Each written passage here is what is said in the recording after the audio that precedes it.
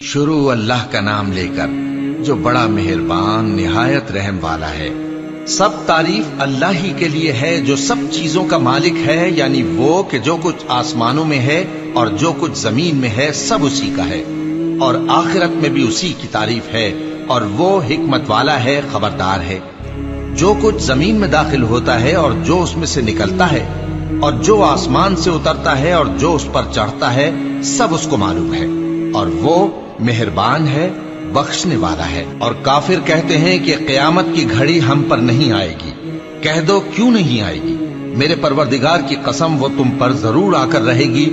وہ پروردگار غیب کا جاننے والا ہے، ذرہ بھر چیز بھی اس سے پوشیدہ نہیں، نہ آسمانوں میں اور نہ زمین میں، اور کوئی چیز ذرے سے بھی چھوٹی یا بڑی نہیں مگر کتاب روشن میں لکھی ہوئی ہے، اس لیے کہ جو لوگ ایمان لائے اور عمل نیک کرتے رہے ان کو بدلہ دے۔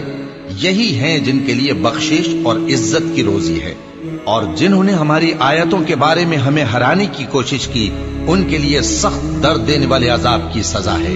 اور جن لوگوں کو علم دیا گیا ہے وہ جانتے ہیں کہ جو قرآن تمہارے پروردگار کی طرف سے تم پر نازل ہوا ہے وہ یقیناً حق ہے، اور اس اللہ کا رستہ بتاتا ہے جو غالب ہے، قابل تعریف ہے۔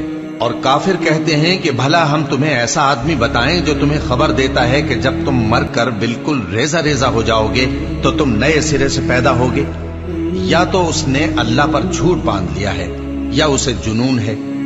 بات یہ ہے کہ جو لوگ آخرت پر ایمان نہیں رکھتے وہ آفت اور پرلے درجے کی گمراہی میں پڑے ہیں۔